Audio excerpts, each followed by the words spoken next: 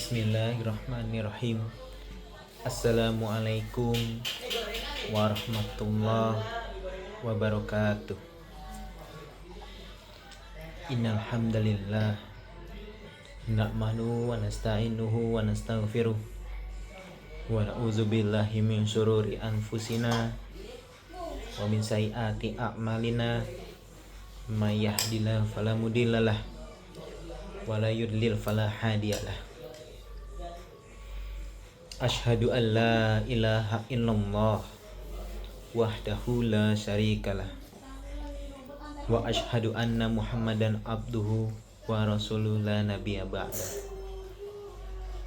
Allahumma sholli wa sallim wa barik ala sayyidina Muhammadin wa ala alihi wa sahbihi ajmain, amma ba'du.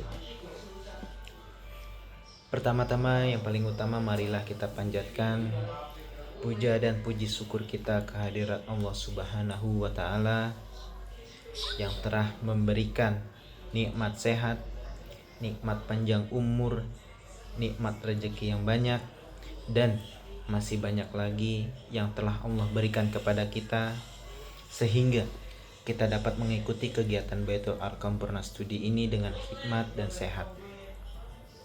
Tak lupa juga kita curahkan salawat serta salam kepada baginda Nabi Muhammad sallallahu alaihi wasallam,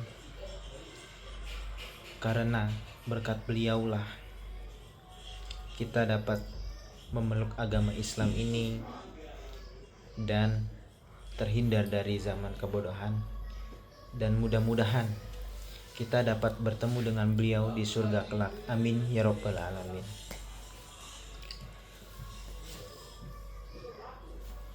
Saya Ahmad Baihaqi akan membawakan kutum tentang tafsir Quran surat Al-Ikhlas. Surat Al-Ikhlas ini berada di urutan 112 dan diturunkan di kota Mekah. Yang ayat pertama, Qul huwallahu ahad. Ayat pertama ini diawali dengan perintah katakanlah, yang menekankan pentingnya kita meyakini dan menyatakan keesaan Allah Subhanahu wa Ta'ala. Ahad artinya esa atau satu, dan tidak ada Tuhan selain Allah. Dan kita harus yakin itu, karena kalau tidak yakin itu, kita dikatakan bukan Islam dan dipertanyakan keislaman kita. Dan ayat kedua yaitu Allahus Samad. Allah tempat bergantung segala makhluk. Kata samad berasal dari samad, yang berarti itu bergantung. Kita sebagai makhluk Allah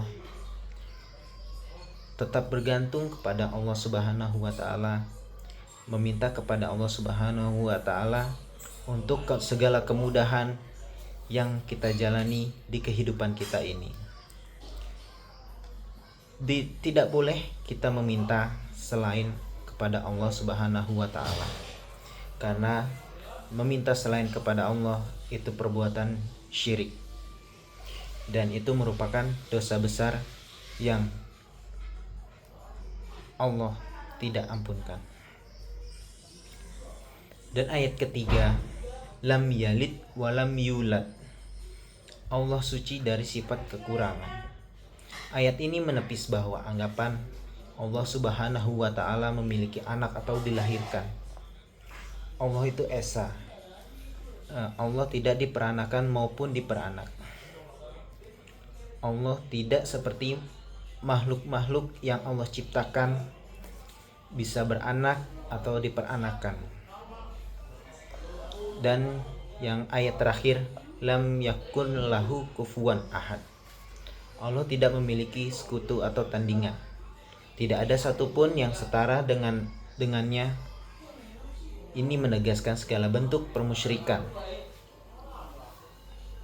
yang terjadi. Pelajaran yang dapat kita petik dari surat ini, mengerti dan meyakini keesaan Allah adalah pondasi keimanan kita. Dan jika tidak meyakini keesaan Allah, maka iman kita akan dipertanyakan oleh Allah Subhanahu wa taala. Kita harus senantiasa mensucikan Allah Subhanahu wa taala dari segala bentuk kekurangan dan kemiripan dari makhluknya. Karena Allah pasti tidak seperti makhluk-makhluk yang diciptakannya.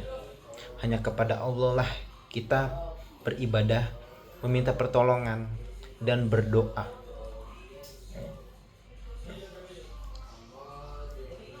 Sebagai penutup, kesimpulan dari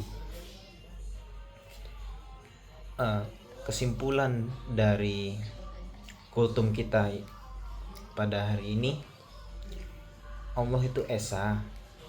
Allah tidak diperanakan dan tidak diperanak.